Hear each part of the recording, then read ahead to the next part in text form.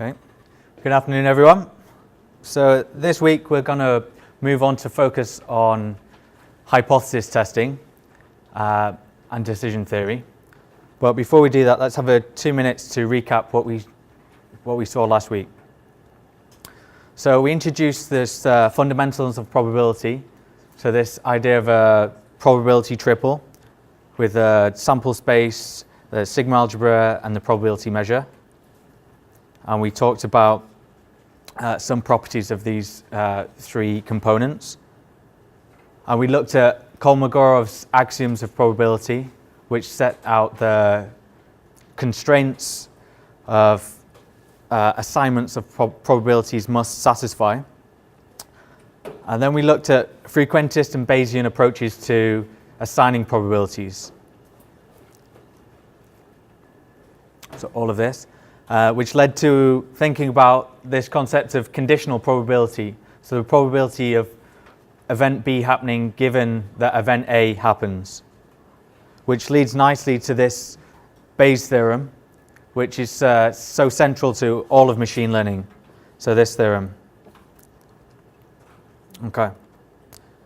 Then we looked at various properties of variance and covariance, which I won't go through again. And we came to this idea of statistical inference. So inferring from a data sample the parameter of the world population. So we started to think what would make a good estimator and some nice properties that we desire. So in particular, we thought about, skip this bit. We thought about the mean, so what it means for an estimator to be unbiased. So this is this definition here. So that in expectation, they should be equal to the population parameter, okay? Then we thought about a further condition looking at the variance of the estimator. So this idea of the smallest variance, it would be desirable. And this is called efficiency. And then in the limit, the asymptotic limit of this minimum variance argument, we looked at this concept of consistency. So these are the three things we introduced with regard to how good an estimator is, how we can assess. Okay. So we were mainly focusing on the sample mean, so X bar, a lot of our examples, and also we moved on to show how the sample standard deviation can be used in place of the standard deviation, which of course is unknown. Okay, so I'll skip this. And this led to this concept of confidence interval. So an interval around our point estimate for which we are some level, 100 times 1 minus alpha percentage degree confident that our true value is going to be in this interval, say 95% of the time. Okay. So we had various confidence interval examples working through this concept of a z-score and normalization, standardization of the normal distribution. Okay, and which led to this introduction of the central limit theorem, which allowed us to form approximate confidence intervals. So when the population was not normally distributed, which is a really powerful concept because our xi can be any distribution, and we still have that our x bar is going to be normally distributed in the limit as n tends to infinity, and approximately normal for some n. So if we have n large enough, say 40, then 40 plus, then we're going to have some nice results. Okay. So that was last week. So this week we're going to move on from confidence intervals to a very related concept, which is hypothesis testing. And of course there's a huge overlap, which we'll see. Okay. So there's many situations where we want to decide whether a statement concerning a parameter is either true or false. And this is what we mean when we say a hypothesis test. So let's take as a simple example. Suppose we have a customer protection agency who wants to test a paint company's claim that the average drying time of this new paint is 20 minutes. It's fast drying paint. They say it will dry in 20 minutes. Okay. So as an experiment, the company instructs a member of staff to paint each of 36 boards in this example using a different kind of paint for each board. Okay. And then we just record the drying time of each board. So say in this example we observe that the average of these drying times is 20.75. Now what can we say using this experimental data about the population parameter or about the claim from the company that the drying time is 20 minutes? So to answer this question, we can formulate a hypothesis test. Okay, so that's what we're going to do. So in a hypothesis test, we have two hypotheses. We have the null hypothesis, which is denoted H0, which is that the mean is equal to 20. Okay? And then we have an alternative hypothesis, which can either be that the mean is not equal to 20, so it's typically denoted with H with an A for alternative, sometimes H1. So we could either say that we want to test that the mean is not equal to 20, or we could just test one side of this hypothesis, say actually we want to test whether the mean is greater than 20. So these are the two setups you have for the alternative, and you make this choice when you're deciding on your hypothesis test. Okay. So this null hypothesis, of course, because we don't know this value of mu, always. So this is typically determined in one of the following three ways. So either using past experience from experts in the field, so, or just knowledge of the process, some previous experiments or testing, which you can, maybe you would use this hypothesis test to determine if the parameter value has changed for some reason. So there's some difference from what was happening before. Or maybe you just have some theoretical model that you've come up with and you want to test whether this model is valid using experimental data, which perhaps is the case for many hypothesis tests. Or perhaps there's some external considerations, such as if you're in engineering, if you're building a bridge, for example, you have some contractual obligations to, say, test how strong a concrete structure is. So you'd want to do some testing, some experiments in a lab to see whether it passes a certain level of strength. Okay. So as I mentioned, in some cases you want to test. In some instances, you may think that the null hypothesis would fit this setup of mu greater than or equal to some level mu 0, or the converse. But in fact, when you're carrying out hypothesis testing, you have to set the null hypothesis is always an equality for this testing framework, and your alternative hypothesis is your non-equal or greater than, less than. Okay. So we have two setups. We have this. So it's critical to understand which of these two alternatives you're using in order to select the right level of Z statistic or Z value or T value when you're performing your test. Because if you're looking at a two-sided alternative, which is that the alternative, say, is not equal to 20, as opposed to this one-sided alternative, say we want to test mu is greater than 20. Okay. So in this particular example, that's what we want to test, because perhaps if mu is less than 20, then there's not going to be any criticisms of the company's claim that this is going to dry in 20 minutes. Okay. So for each experimental setup or hypothesis test, you want to determine what you're interested in. Okay.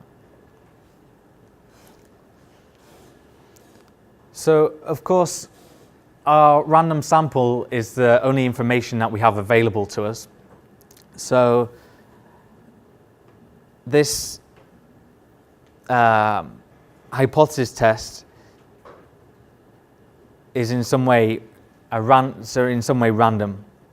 So we have to take into account that there's a probability that our conclusion is going to be wrong. So this is critical to understanding how you set up a hypothesis test and the conclusions you can draw afterwards. Okay. So let's firstly set up our problem in this way, that our alternative is two-sided. Mu is not equal to 20. So n's 30, we have 36 boards. We have our x bar. And as we talked about quite a lot last week, our sample mean is in some way a good estimate of mu, in that it's unbiased and consistent. So we want to say that if from our sample x bar falls in some way close to 20, then we're not going to reject our null hypothesis. But if we have from our data sample that x bar is a long way away from 20, we should start to be suspicious, and we want to know whether we have enough evidence to reject our null hypothesis. So of course we want to formulate this in a quantitative way. So to do this, we use the test statistic, which is the sample mean here.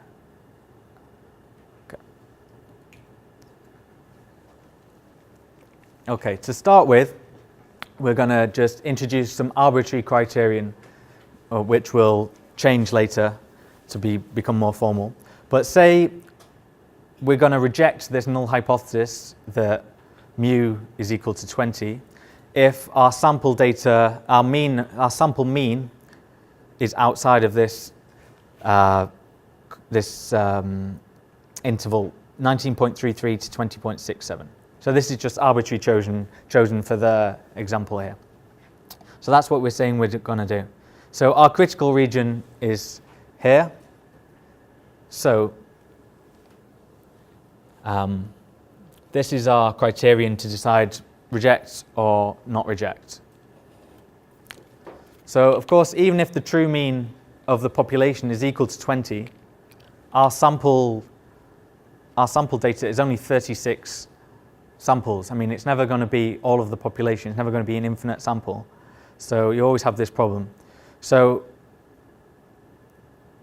in some cases, we may have that the sample mean is a long way away from 20, whereas in fact, the population mean could still be 20. So we want to understand the probability of this. Okay. And also the converse, even if, say, the population mean is 21 minutes, but we could still draw a sample which is within this confidence interval and not have enough evidence to reject this claim of 20 minutes drying time. Okay. So we have two possible types of error here that we've introduced, where we would draw the wrong conclusions from our hypothesis test. So type 1 error is the probability of rejecting the null hypothesis when in fact this is true. Whereas type 2 error is the probability of rejecting the null hypothesis, the probability of failing to reject the null hypothesis when in fact it's false. So we have type 1, type 2, and these are the two key probabilities to understanding hypothesis testing. So alpha is typically used as to denote the probability of type 1 error, whereas beta is the probability of type 2 error. And these two, alpha and beta, play off against each other. So you also have this concept of power. So 1 minus beta is referred to as the power of the test. So if you have a really powerful test, then this would be close to 1, and beta would be very close to 0. So the probability of failing to reject H0 when it's false is very close to 0, of course. I mean, this is intuitive that this is a powerful test that you're conducting. So, okay. So continuing with our thrilling paint drying example, let's assume that somehow we know the standard deviation, which of course we don't, but we're building up in steps here. Assume we know the standard deviation sigma is equal to 2 minutes. Now we know that from last week that we have this Z statistic, which has this following formula. So the sample mean minus the mean over sigma, and then multiplied by square root of n. We have that this is standard normal distribution, 0, 1. So we can easily calculate from this the probability that we're going to have a type 1 error. So this is the probability that our sample mean is outside of the critical region. So less than 19.3 or greater than 20.67. Okay, so if we just plug in what we have here, substitute in, we have this probability plus this probability. And using just the standard normal distribution tables, or of course MATLAB, just a simple command, you can calculate these probabilities that this Z score is going to be less than negative 2.01 or great. Of course, it's symmetric. So you have this alpha level of 0.044. Okay. So this is saying that if our null hypothesis is true, we still have a 4.4% chance of rejecting it, so committing this type 1 error. Okay. This is assuming that mu, our null hypothesis here, is 20. Okay. Now, suppose that the population mean is equal to 21. So our null hypothesis is not true. We have this probability of type 2 error, which is that we get a sample mean which is inside the confidence interval, where the mu is 21, so outside the confidence interval. So we have this similar calculation here. So Z is between these two values. So using the standard normal tables again, we just simply plug in these values, and we calculate that beta is equal to 0.16. Okay, so that's the probability of type 2 error in this setup with mu equal to 21. Okay. So with our arbitrary decision rule, which we introduced, which is that we reject the null if our sample mean is not in this critical region, that we just magically invented these numbers. We have this setup here. So you can see the connection between alpha and beta.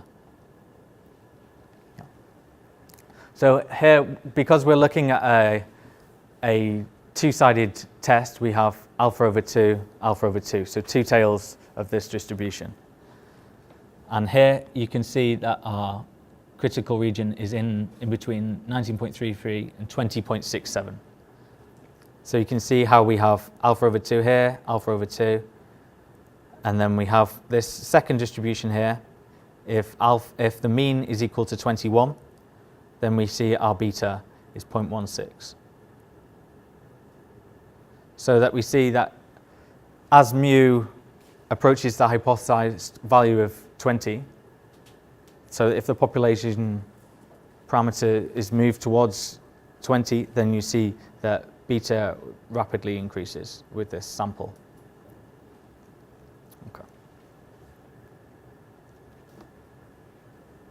So we have two errors, alpha and beta, and of course in an ideal situation we want to minimize both of them, but that's not possible at the same time. So now suppose you want to reduce the probability of type 1 error, so alpha. We can either widen the acceptance region, so say we arbitrarily move the region to 19.2, 20.8. Then we get a much smaller alpha, 0.016. Okay, great, that's nice. But at the same time, our beta increases to 0.27. Okay, so if alpha decreases, beta must increase, and vice versa. Okay.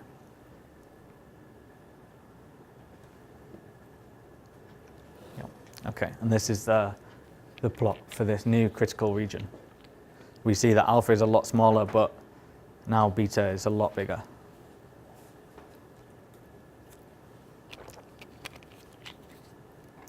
Okay. So the typical approach is to predefine alpha, which is referred to as the significance level of the test. So you choose your alpha before you start the test, and your beta is is as a result of alpha. So the reason this is the case is because this hypothesis testing framework originated in jury trials, so trials of criminal trials, for example. So in a trial, defendants are initially presumed innocent. So this is our null hypothesis. This person's innocent. Then we want to know if there's enough evidence whether we can reject the innocence H0. But if there's not enough evidence, then we can't reject H0, which is not the same as proving that the defendant is innocent. Okay, so that's kind of a critical concept, is that we're using our data, we want to know whether we have enough evidence to reject the null or not. We're not finding if we have enough evidence to accept the null. Okay. So you have two situations here. If the jury's wrong, then either the innocent person is convicted, so type 1 error, or a culprit is let free, so type 2 error. And perhaps in this situation, the possibility of convicting an innocent person is more serious than the opposite, the contrary, so letting a culprit free. So this is why controlling alpha is seen to be the most important part here.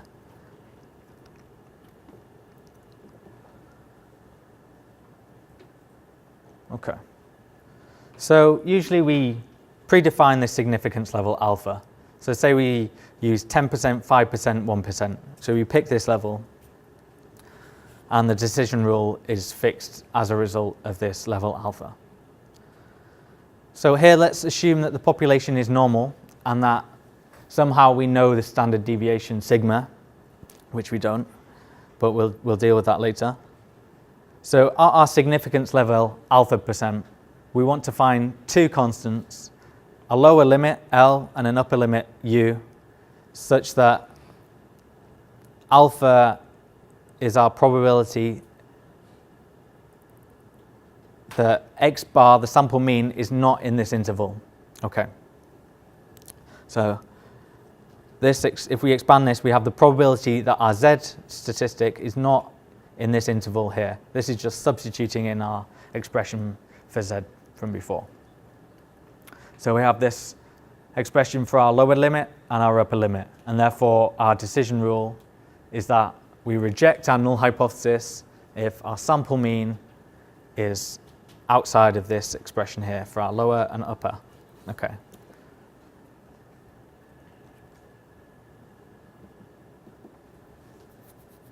So if we're testing here, let's say alpha equals to 0.05. Then our lower limit, we're just substituting in numbers here for our expression at the bottom here. So alpha is 0.05, and you have two-tailed test, two-sided test. So you have alpha over 2 here, and we have these z-scores, which you just calculate from the t-tables. Sorry, not the t-tables, the normal tables. And plug in all of your values. And we have here from before, 2 is our sigma that we know. Okay? So plug all these values in, we get 19.35 for the lower, 20.65 for the upper.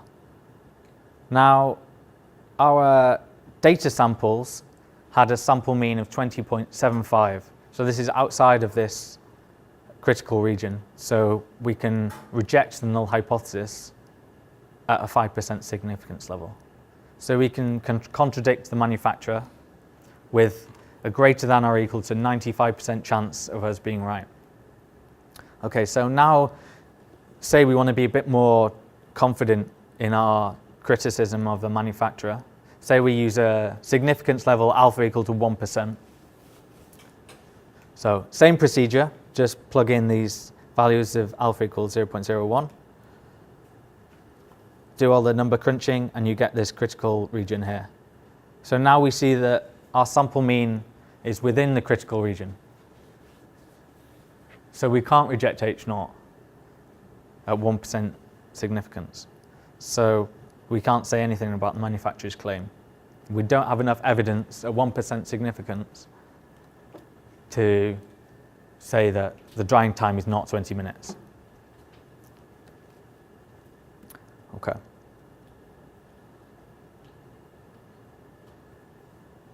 Yeah. So testing at 5% means that we acknowledge that being wrong in at most 5% of cases. Testing at 1% similarly means we acknowledge being wrong in at most 1% of cases. Okay. Now we have this idea of alpha, and in some ways it's kind of arbitrary whether you choose 1, 5, 10%.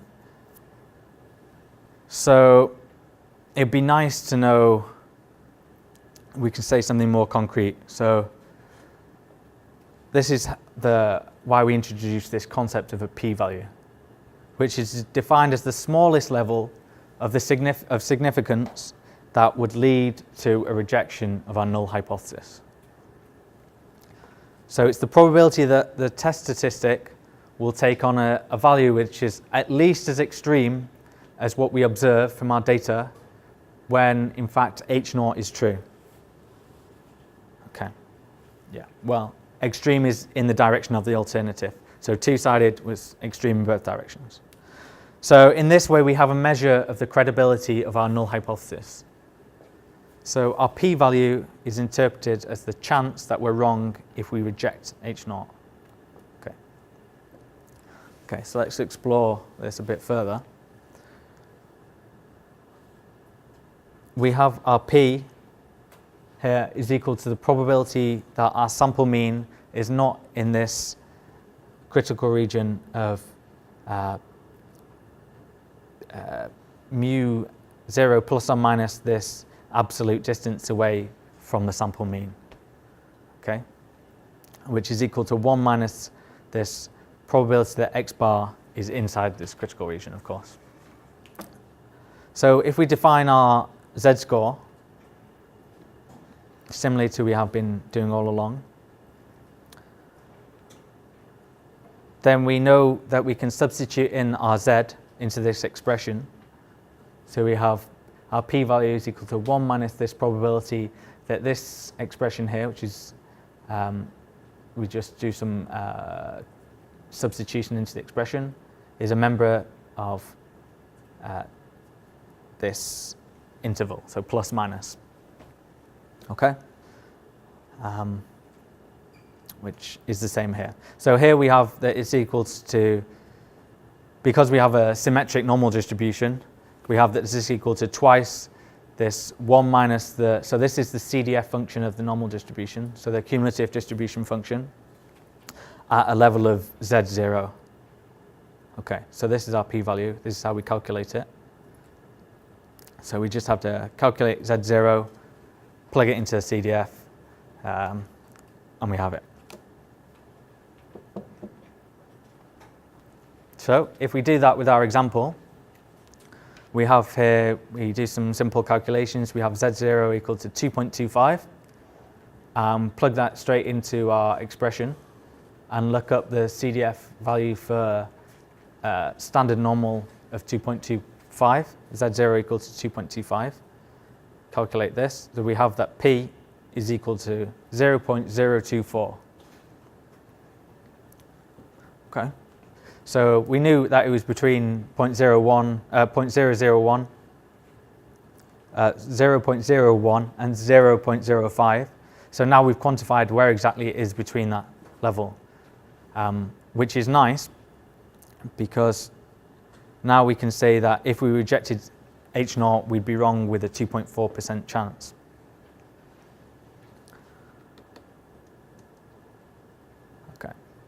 And then typically when you're conducting your experiments, you predefine some level of alpha. Say typical level would be 5% before you collect your data. And then you run your data, calculate your p-values from your data sample, and then you report your p-values in your research paper or your findings. And then you also have this predefined level, say that you had 5%, and you use that level to either reject or not reject H0 in your analysis. Okay, but it's important to also report this p-value because this allows other people to, or potentially other decision makers to make their own decisions. Say they want to have a much higher significance level, say 1%, then they wouldn't reject. So you'd come to, of course, you come to different conclusions if you have different levels of significance. Okay.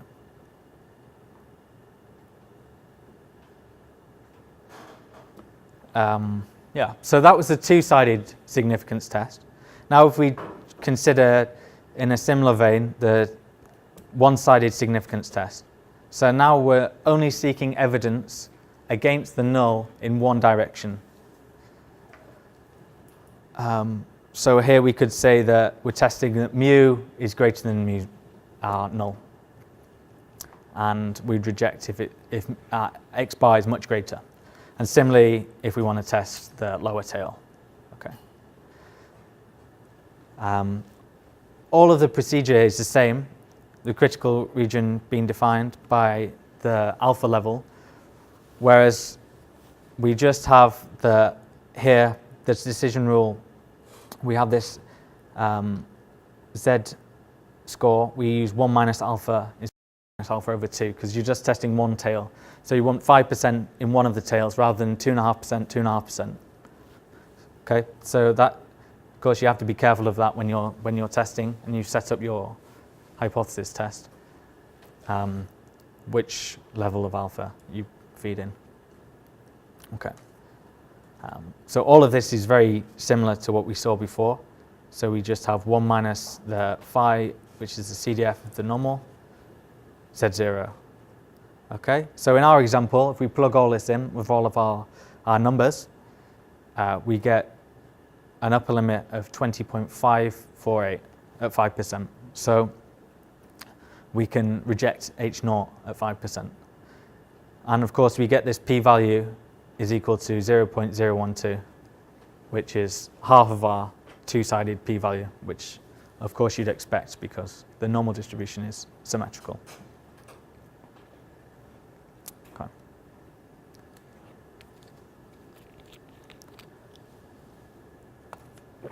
Okay. Right. Now this is exactly the same, but just testing the lower tail. So we had 20.75 of our sample mean. We want to test whether the population mean is actually less than 20. So intuitively, we'd expect the p-value to be really large for this. And of course, we get 0.988 because we're testing the probability that Z is less than 2.25 in this setup. Okay. So that's the other tail. So far, we've assumed that our sigma, our our standard deviation is known, which of course we can't. And last week we did the same trick where we just use our sample standard deviation in place of our sigma, using this expression here.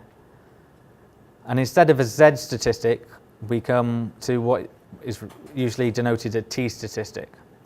And of course, some extra randomness has been introduced because we're estimating sigma as well. So our Z, which is now our T statistic is not normally distributed anymore, but is in fact T distributed. So this means that when you have, which means basically you have to look up your critical values in T tables, or using the T function in MATLAB. Okay. So everything else is the same, so I won't labor the point here, but you just introduce S, substitute this in for where sigma is, and you have this T statistic wherever you had Z before, and you calculate everything in the same way. Okay. So this is assuming that the population is normal. Now, if we consider the central limit theorem, which we introduced at the end of the last lecture, we see that we can have this Z test or T test is approximately normally distributed when we have n large enough. So we come to this idea of an approximate significance level, which, if you look, is exactly the same formulae, but we just have approximation signs where we would have equal signs. So we have an approximate hypothesis test. So this leads to the p-value here, which we've referred to as approximate p-values, and everything is calculated in exactly the same way. So I won't go through all of that. I'll leave you to have a look. But these are typically called large sample tests because, for example, n greater than 4 is considered to be a reasonable level of data points to start using these approximate p-values. So you've probably noticed that the connection between confidence intervals and hypothesis tests. And of course, if you look at the limits, this lower bound and upper bound, you'll see that, in fact, the widths are the same. And so through this, you can see that the confidence interval, which is centered at the sample mean, can't contain mu0 if this no rejection area, which is centered at mu0, doesn't contain x bar, and vice versa. Okay, so these concepts are clearly related.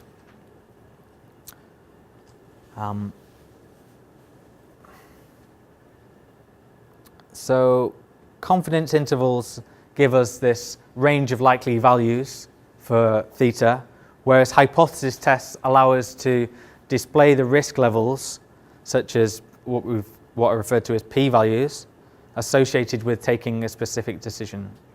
So rejecting this setup of a null hypothesis. Okay. Yeah. Okay, so far we've just focused on the population mean. But of course we can extend these ideas to think about the population variance, for example.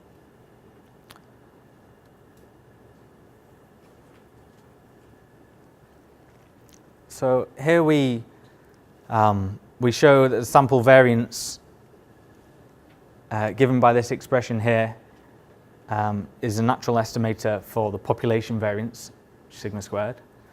And all this expansion of the algebra here just allows us to show that we have an unbiased estimator, S squared is this unbiased estimator of our variance, and also it's consistent, but we don't show that here. So this is just to understand why we have this n-1 denominator here, which is sometimes confusing.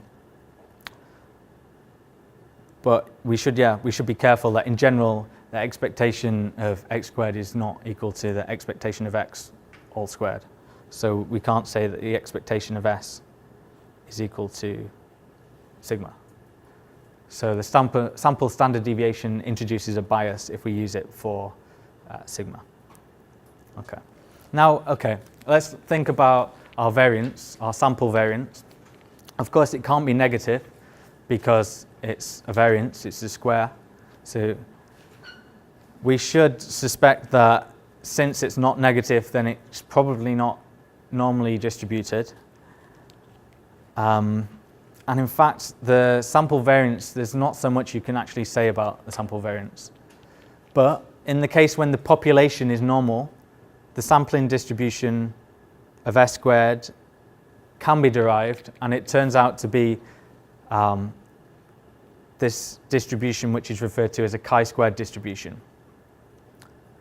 So we have this setup, x1 to xn, so our random sample, from a normal population. So we have mean mu, variance sigma squared. Then we have, if we calculate this expression on the left here, so n minus 1 s squared over sigma squared, we have that this is distributed with a chi-squared distribution where this subscript n minus 1 is the degrees of freedom. So remember, n is the number of sample points. Okay, so this is going to be useful in our testing.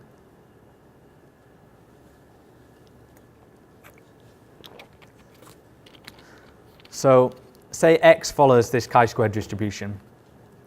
Then I won't dig into this too much, but this is given by this probability density function here, where nu, this nu character here, is degrees of freedom.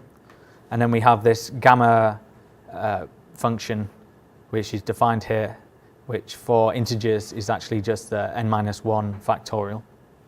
But I'll leave you to have a little look at that on your own. But so this is the setup for chi-squared distribution.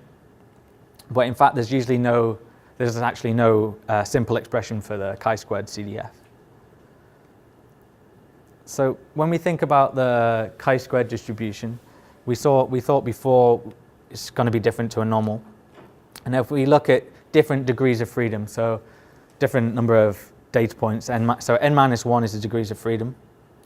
We see here red is 2, so 2, 5, 10. We see the CDF. And if we look at the PDF, maybe that's more striking. We see that as the degrees of freedom increases, this starts to look more like a normal distribution, which is interesting. So we have the expectation of this chi-squared is equal to nu, and the variance equal to 2 nu. Okay. So we have this right skew. However, as our degrees of freedom increases, we get more and more symmetric. And as we can actually show, we're not going to do it here, but we can show that as nu tends to infinity, you actually converge to a standard normal distribution. Okay. So similarly to what we did previously for the other distributions, we can define quantiles for any chi-squared distribution. So this quantile is the probability that x is greater than some level here. This is the quantile level. Is equal to 1 minus alpha. Okay. Yeah. So of course you need to be careful that you're just using one tail here because it's not symmetric. So you're going to have different values on each tail. Okay. And in the same way, you can look at these critical values in chi-squared critical value tables or on MATLAB, of course. Yeah. So we have this expression, n minus 1 s squared over sigma squared is chi-squared distributed. And we want to derive a confidence interval for the variance, the population variance. So similar to before, we can just write this probability here of chi-squared less than our expression on the left here, less than chi-squared with 1 minus alpha over 2. Okay, so this is just the same setup. So rearranging this, we get this this interval here of sigma squared being between these two bounds is equal to 1 minus alpha. So we have S as the observed sample variance, and we arrive at this confidence interval for sigma squared. Okay, so this is as simple as just plugging in the numbers now.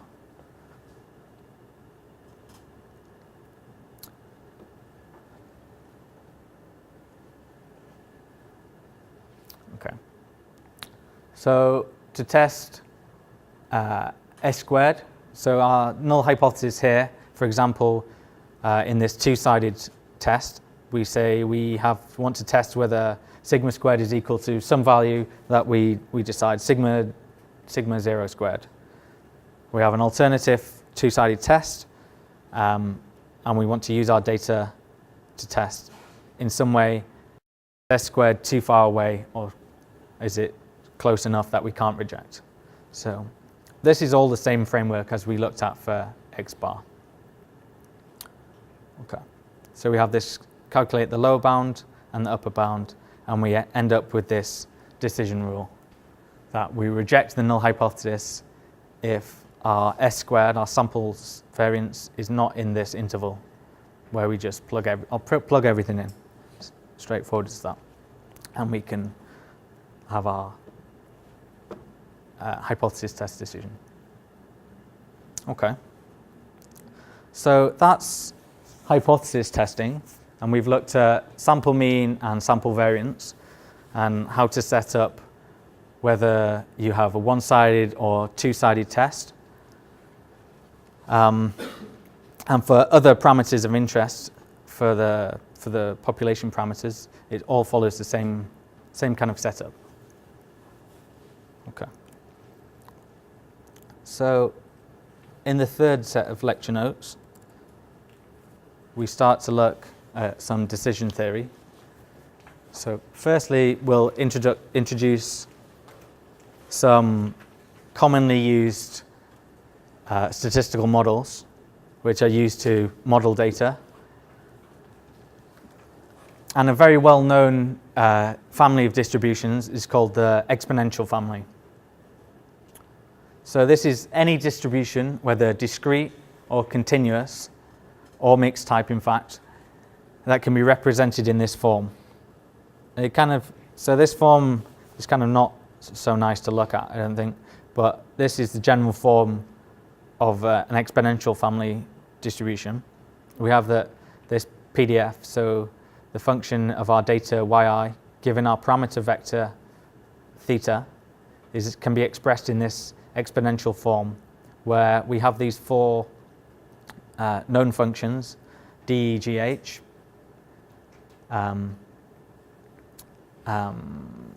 which are all the same form for all of our different yi, so our data. Okay, and then there's a natural form, which is a popularly used subclass of this general form, where we introduce this extra dispersion parameter, this phi, which allows some more flexibility, some more dispersion. And in fact, A, B, C are all known functions, again, with the same form for all yi. So here, theta is referred to as the canonical parameter. Okay, so this is the general expression for an exponential family. And this is used extensively in machine learning, this family of distributions. So all of the models that you're probably familiar with are subclasses of this family.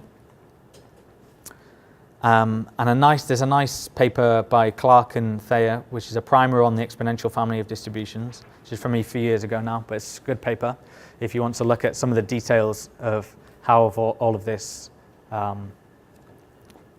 of these expressions are laid out, and how all of your popular models relate to this expression, how you can derive them in this format. Okay. So for the remainder of this section, we'll just look at this simplified version, which is, as you can see here, so we have this h of our data y, and then we have this g function theta, which normalizes the distribution, so equals So basically the probability sums to 1. And then you have this exponential part with the parameter theta vector and then some function of u. Okay. So don't worry too much about this at the moment, but this is just our simplified form. Okay. So there's some other parameterizations that you can consider. So if you look in David Barber's machine learning book, I think it's called Machine Learning, I've forgotten, the pink one. He has a different parameterization, but I'll skip over that so we can have a look at some other stuff. So if we just look at some univariate models, so one-dimensional Y. Some examples of discrete members, which you may or may not be familiar with. So a Bernoulli distribution. So here we're saying there's a trial. We have one experiment, and the answer is either yes or no, so 1 or 0, with probability alpha. So that's the discrete probability distribution. Binomial is just an extension of this Bernoulli to n trials, so multiple experiments of Bernoulli, and it's the combinations of the Bernoulli trials. Okay, then you have multinomial Poisson-Dirichlet. I think I've got a slide here. Okay. Yeah. So multinomial is an analog of Bernoulli, where it's an extension that each trial you can actually have one of k possible outcomes with probabilities assigned to each one, P1 to Pk, and then of course you have n trials.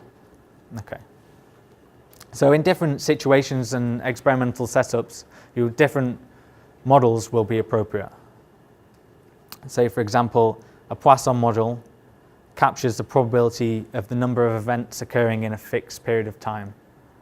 So maybe this is useful for modeling how many phone calls are received and a telephone exchange in 1 hour, for example, and many other things. Okay. And then you have this Dirichlet model, which is used quite extensively in machine learning literature, which is a multivariate generalization of the beta distribution. And also, importantly, which I'll introduce in a minute, this idea of conjugacy. So it's a conjugate prior of the categorical distribution and the multinomial distribution. Okay, let me say some more about that in a minute. Okay. Then you have continuous distributions, which perhaps you're familiar with. So a Gaussian distribution, which is just a normal distribution, inverse normal, exponential, Laplace, beta, gamma. So there's a whole array of subclasses of this exponential family that we looked at on the first slide. Okay. Where there's various different use cases. So exponential model, beta, gamma. Okay. So various different waiting times, different modeling use cases.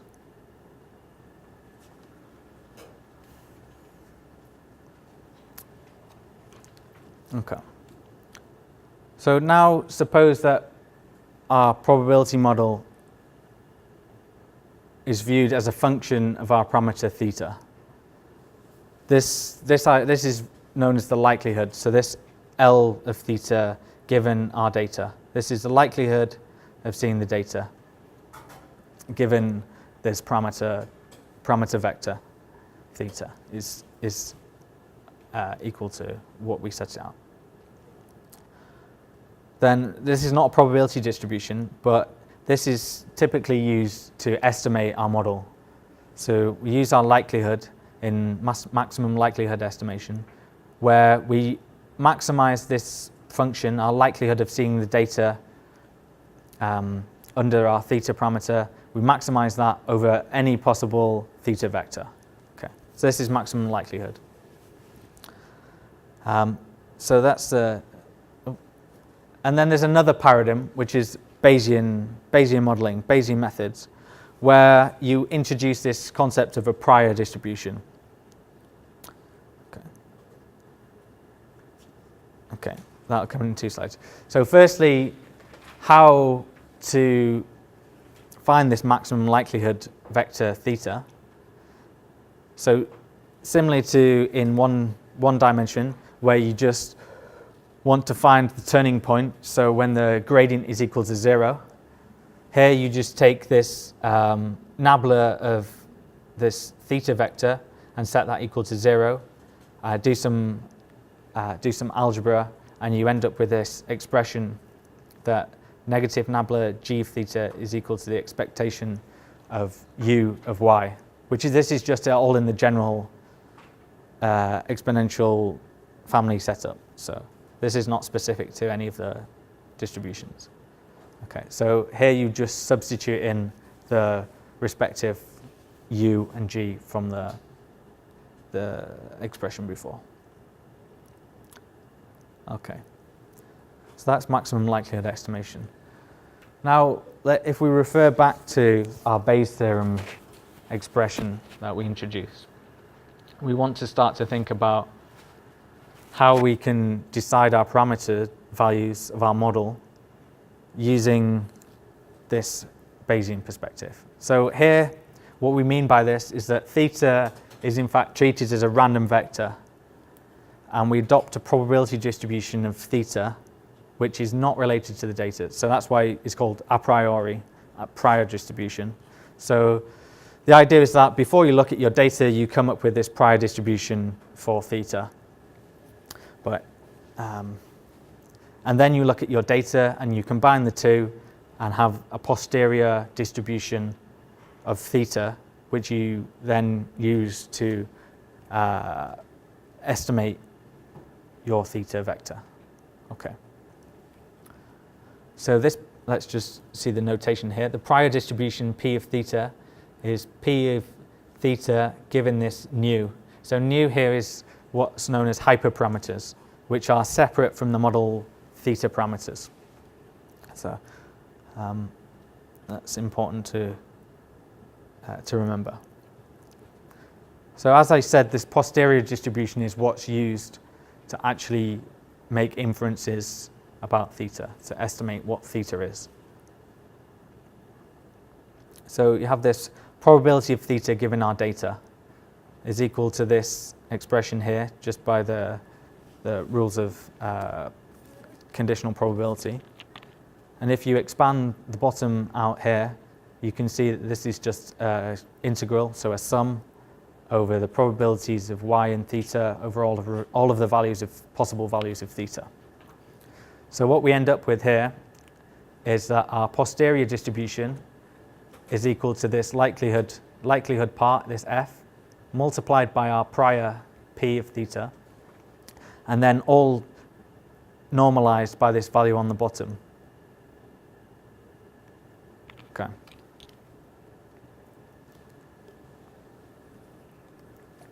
So for example, if we consider the normal distribution. So this is the PDF you're probably familiar with for normal distribution. If we consider this prior model here, which is also a normal distribution with some mean and some variance tau here. Now we have that due to this property of conjugacy. So conjugacy basically means you have a prior distribution and then some specific form of your likelihood distribution, which is referred to, so the conjugate prior has a specific form in relation to your likelihood, which results in your posterior distribution having the same form as your prior, same form as your likelihood. Sorry. Okay. So basically, this means we have a normal, and we end up with a normal, which is great because normal distributions are easy to deal with, easy to estimate, great for fast and efficient model estimation. So this is the posterior here. So probability of our theta vector given our data is this normal distribution with mean theta, normal distribution of theta with this mean and this variance setup. Okay. So the steps to actually work through to how you derive that expression are shown in this slide here. So basically we consider this setup of y1 to n being IID, so independent and identically distributed. And through this, we can show that the posterior for the mean, this is all with known sigma, of course, still forms this normal conjugacy. So I'm not going to go through the steps here, but if you're interested, you can have a look at, or you can try and work this out yourself, and you will arrive at this expression which I showed on the previous slide of the posterior distribution here. So after some fun, you get this posterior distribution with posterior mean given by this expression, posterior variance given by this expression. So of course, if you look at this, you can see that as n tends to infinity, so what does that mean? That means as we collect more and more data, then our posterior becomes dominated by the data rather than our prior assumptions of what the parameter should be. So this is a nice property because, of course, if we have lots of data, then we should perhaps trust the data more than our previous subjective allocation of theta probabilities, and vice versa. Okay. So this is a table of conjugate models for common discrete distributions.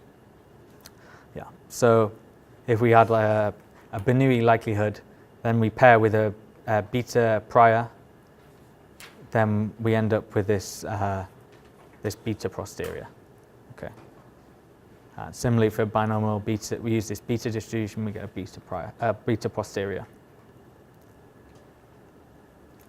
And similarly for continuous distributions. So for example, if we have a normal likelihood, we can use an inverse Wishart prior, and we get this inverse Wishart posterior, which is a nice property to have this conjugacy. Okay.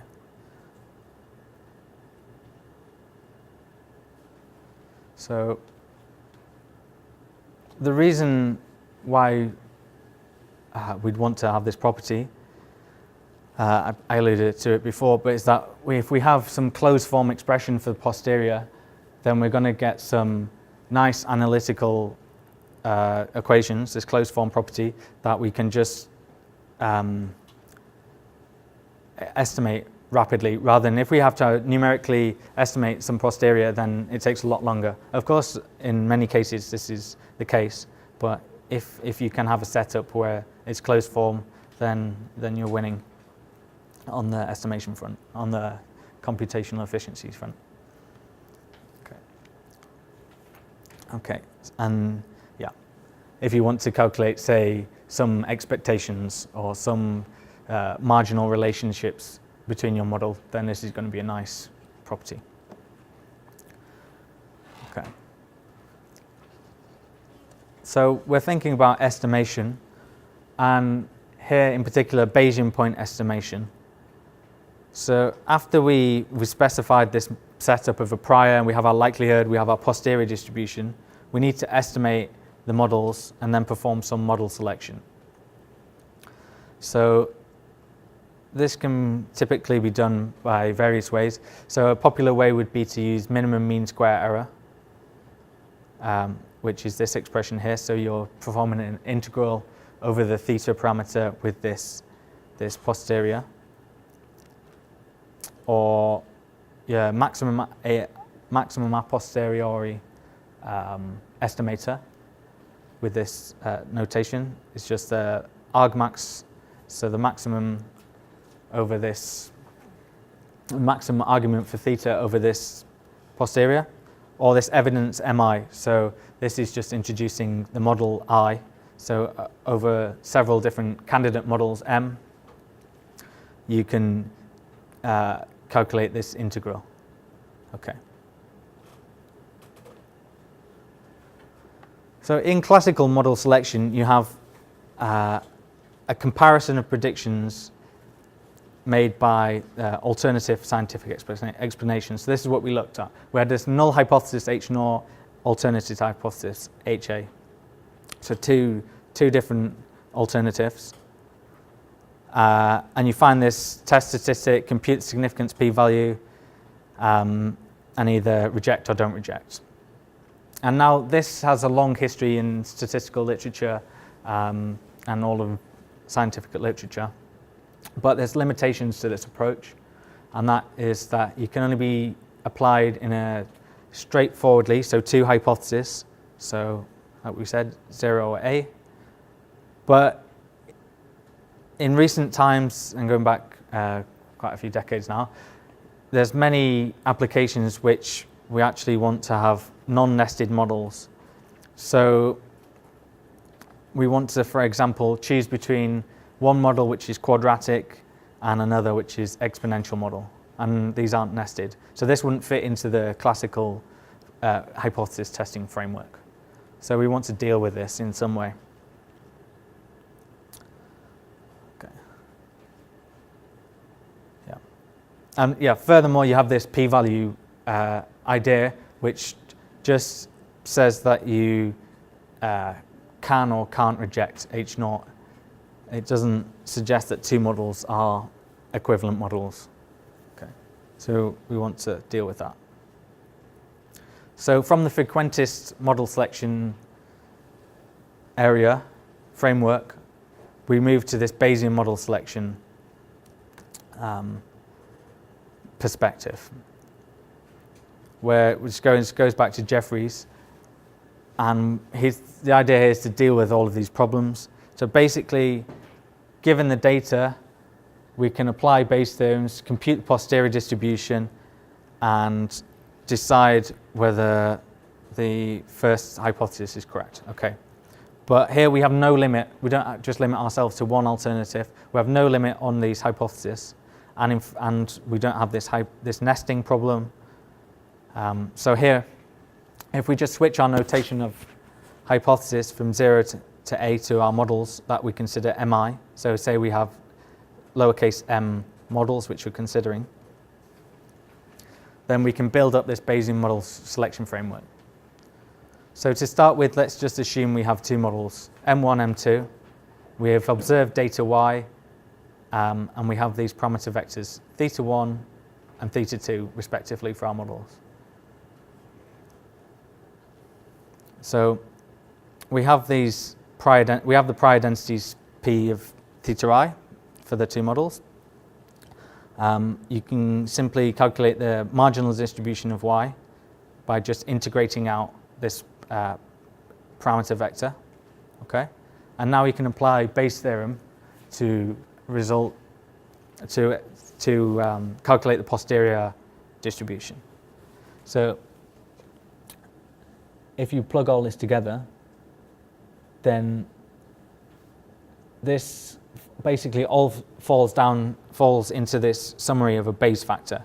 So you have posterior divided by posterior, and you have this probability of M1 given the data divided by probability of the second model given the data, and then you have these two priors. Okay, so this is the Bayes factor. It's quite simple. You just plug this all together. So this is the expansion. And then you end up with this probability of seeing this data, observed data, given our first model, divided by probability of seeing the data given our second model. Okay, and then from this, of course, you can see what's the relationship between model 1 and model 2 in terms of how likely the data came from that model.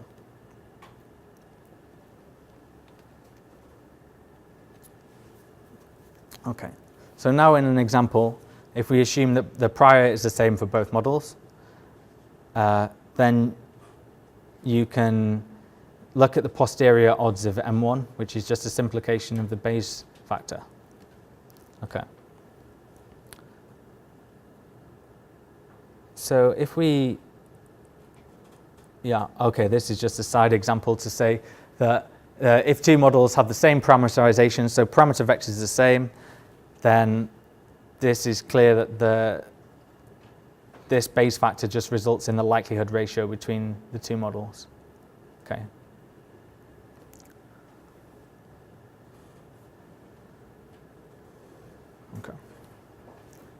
Okay.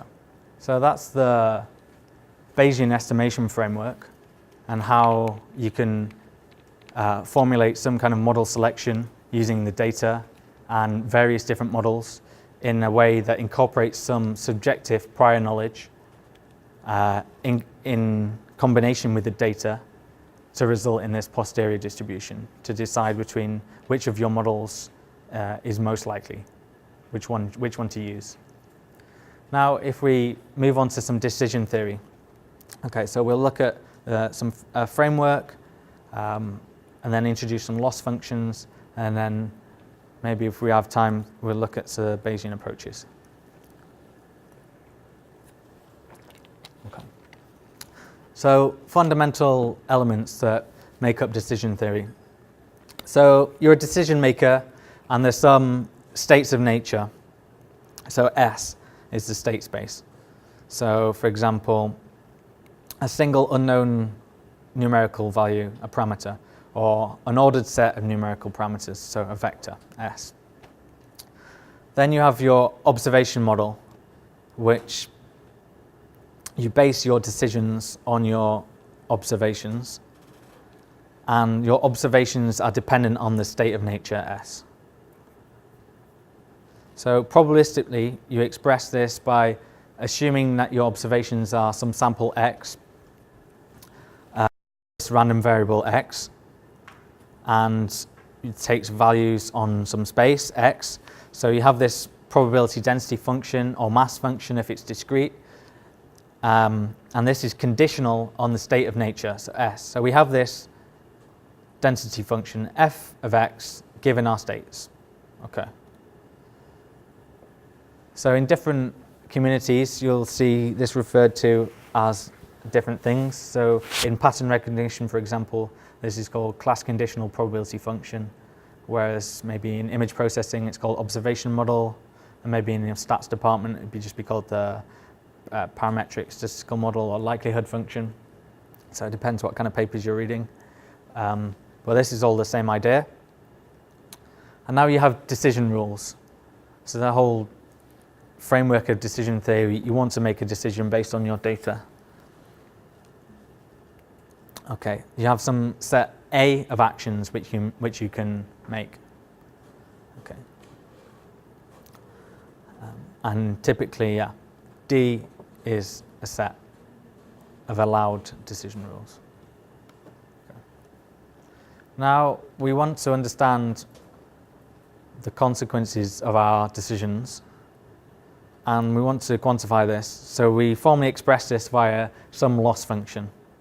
So the loss function brings together the states of nature and our actions, so the state space S and the state space A, and maps this to some number, some real number, which specifies the cost of choosing an action A, given that we have this state of the world S. And this is typically a real valued function, and it could be any domain that any real domain that you specify. Typically, maybe 0, 1, or just positive real. So this loss function in other communities, for example, in economics and business finance papers, this will be referred to as a utility function, which is just the negative of the loss function. So that's clear, but it's exactly the same things going on, just using a U rather than S. Yeah. So to summarize these components of the framework, you have a decision problem with these components. You have the states, the actions, the data, loss function, allowed decisions, and then you have this density function of x given the states. So x is the observations. And you want to solve some problem here. So you want to solve the optimal decision rule from the set that you're allowed to take. So optimal in the sense that maybe you minimize your loss function, which would be the typical approach, or you maximize your utility function. It's the equivalent, depending on which chair you're sitting in. So it's assumed that the state of the nature, which is of course unknown, is always the same, and it's usually said that our state is deterministic, but we don't know it. In this setup, of course, you can introduce some stochasticity into S, but here we're assuming that S is deterministic, and that the observations are generated by this density function. Then a decision rule is evaluated by how well it will perform in expectation if you repeat it many, many times. Okay. So from a frequentist perspective, you have a computation of this risk function. So R here is a risk function, which depends on the state of the nature and the decision rule delta. And this is just simply the expectation of our loss function given states of nature. So expectation over X. So our observations. Where this is expressed in the continuous or discrete settings with an integral or a summation over the PDF associated with X. Okay. So I have this risk function. So you need to make some decisions, and you have lots of uncertainty. This concept of a minimax decision-making rule, minimax risk, is introduced to deal with this decision-making problem. So if you associate with a given loss function L, according to the infimum, so the minimum, over all allowed decision rules of the supremum, which is the maximum, so continuous maximum, over all of the states of nature, then you have this expression here, which is the minimax risk. So you have your risk function delta of S, take the supremum over all of the S values, all of the S space, and you want to minimize this. Okay, so maybe this is a bit clearer on this slide. So if you consider from a game theory point of view, you have two opponents. One is nature, and then you, decision maker. So nature is trying to choose a state S in such a way that this causes a maximum possible average loss to you. It's quite a pessimistic setup. So, so maximum risk to you. But as a decision maker, and you want to minimize this expected loss. So you're assuming that you know nature is trying to give you the maximum average loss. So in this setup, you choose the decision which gives you the lowest worst case scenario, worst possible situation. So this is minimax decision, which may or may not exist in any particular problem. So that's the frequentist approach. Now from a Bayesian perspective, you want to consider this other component, which is the a priori knowledge about the states of nature S, which is some subjective or prior knowledge that you have of S. So conceptually, yes, this prior knowledge is some personal or like previous experiment or some expert opinion that you can inject into this model, which you think will give you a better model. And yeah, so you can view them as probabilities over the X. This is introduced to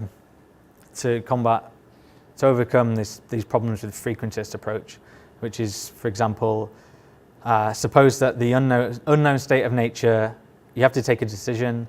The unknown state of nature is, for example, whether or not to perform surgery on this person in the presence or absence of some disease.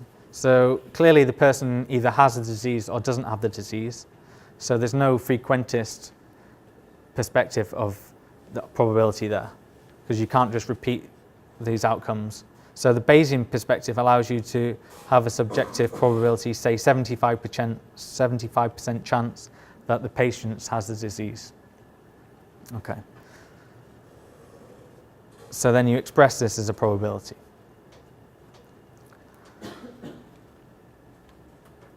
Now, if we assume that our knowledge, so our set of beliefs, can be formalized into this prior probability distribution, let's denote it PS of S,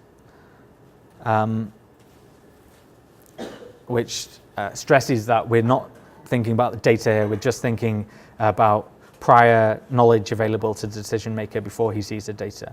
Then you end up with this decision set of elements where you introduce this extra P of S here. Okay, so the aim of the decision maker in the Bayesian perspective is similar. You just want to have some optimal decision, mapping your observations to actions, X to A. You want to know what to do. Okay. So the fundamental disadvantage, though, of the frequentists here is that there's no way. Well, basically, an approach depends on the unknown state of nature, and you don't end up with a total ordering on the set of allowed decision rules. Okay. So in the Bayesian perspective, you have this posterior expected loss, which is similar to the frequentist, but you introduce this prior distribution here, and you have your expectation, you have your integration or your summation in your expectation. Okay. And Bayes' theorem comes up again, of course, where you have this denominator of the evidence here, which is just the integral over all of the states of nature of your density function of X. Okay, so kind of small extension to the frequentist setup there. So then you use, of course, this posterior distribution for decision making, and maybe you think that this dependence on X is a problem, but every time you need to make the decision, you have this data available, this X data is available for the decision, so this is not a problem. So this is one of the fundamental differences between frequentist and Bayesian approaches. So you have the frequentist risk function obtained averaging over all possible outcomes, all possible observations that you could see, whereas the Bayesian posterior expected loss is a function of the particular observation that you see. And finally you have this optimal Bayes decision, which of course you minimize this posterior expected loss here over your decision space, basically over X that you see. You just minimize this action set. And finally you have this concept of Bayes risk, which is an extension of the frequentist risk, but just introducing this a priori P of S here into this integration over the state space, over the S states. Okay. Which gives you some nice properties which are advantages over the frequentist approach. So you get a real number which is not a function of S or X for each decision rule, and therefore you have a total ordering of decision rules. So you can compare decision rules directly, which is not the case in frequentist risk. And of course you probably noticed that the posterior expected loss and the Bayes risk are absolutely equivalent. So you end up with the same decision rule using these two approaches for the expected loss and Bayesian risk. Okay. So that is the end of the decision theory slides. So we looked at two approaches of the frequentists and Bayesian frameworks of how you can incorporate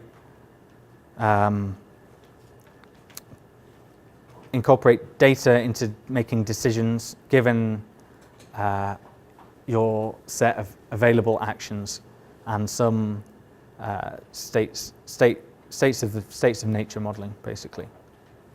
Yeah. Okay. Yeah. So that's the end of decision theory. So yeah, does anyone have any questions?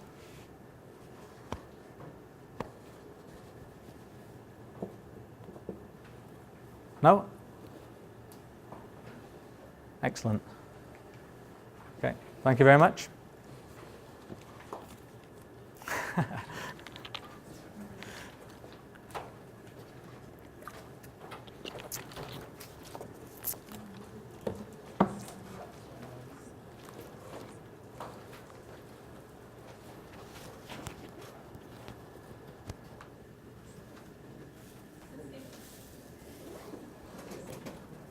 Yeah.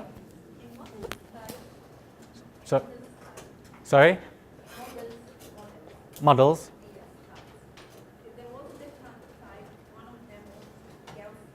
Mm. I would like to know if this is the only models available or there is other. So related to my work, I'm dealing with super Gaussian, not Gaussian. Mm. So I was thinking to do my calculation based on this lecture, but for super Gaussian. So you mean fatter tails and Gaussian? So you mean fatter tails and Gaussian? So for example, a t-distribution. A t-distribution. So when we looked at hypothesis testing, and we introduced the idea of using sample variance instead of, sample standard deviation instead of known standard deviation, which you don't know, then the Z score was extended to be a T score. So yeah, the idea is that the tails are fatter depending on the degrees of freedom in this distribution called a T-distribution. So T-distribution is probably what you want to look at in this situation, but this is symmetrical distribution. So it depends on what exactly you're trying to model. I'm making calculations related to periodic structures formed in my material by exposing the material by super Gaussian laser beam. So the structure, I'm trying to make like relation between the wavelength will be some physical phenomena. Yeah. So now I'm making calculation of my data by calculating standard deviation and the mean average and use such values to get other physical values. But my sister told me that you had to decrease the limit of error regarding the difference between the standard deviation related to the average of the value. But Yeah. I don't know according to what standard I should say this standard deviation is correct and I am going to use this value to my calculation, or it's big or small. I don't have like a reference or a standard to specify my standard. Yeah. So I don't know anything about your particular application. I don't know anything about that. But any model you choose is going to be based on some assumptions about the underlying data. So in your case, if you're assuming that a normal distribution is not a good fit for your data, which may or may not be the case, I don't know. For example, in financial data, then it's well-known stylized fact that say stock returns are not normally distributed. There's some fatness in the tails, so maybe you'd want to use T-distribution, but that's symmetrical, so maybe you want some skew. So of course there's lots of choices to think about when you model here. But if you're just talking about testing whether the sample mean is equal to, so in the hypothesis testing setup, then you'd want to carry out a t-test, like we showed with the t-statistic. Yeah.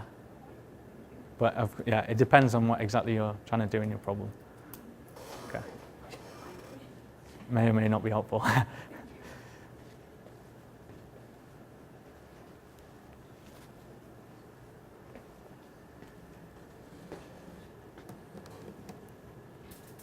No more questions?